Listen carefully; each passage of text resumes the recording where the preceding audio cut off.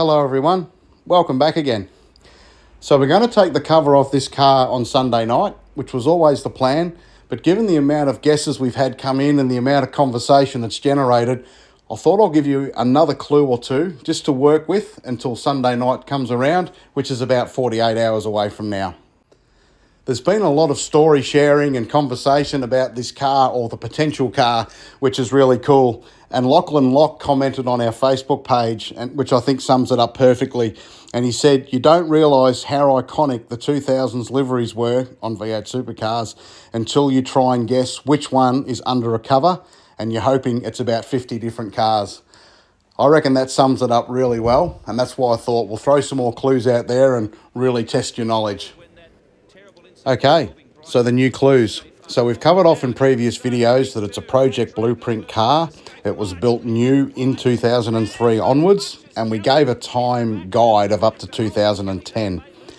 Now, what I'll narrow down with you tonight, it is a B series Falcon that's under the cover.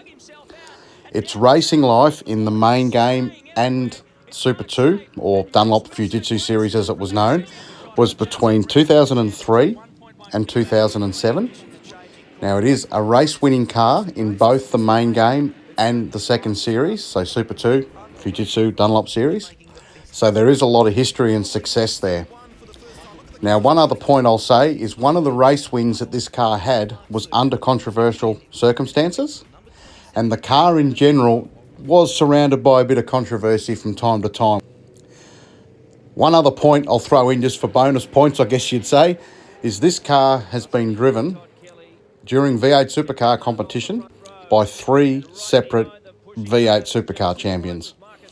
So just to reiterate that point, so this car has been driven at a race meeting or V8 Supercar event by 3 different V8 Supercar champions as of making this video, which is 2025.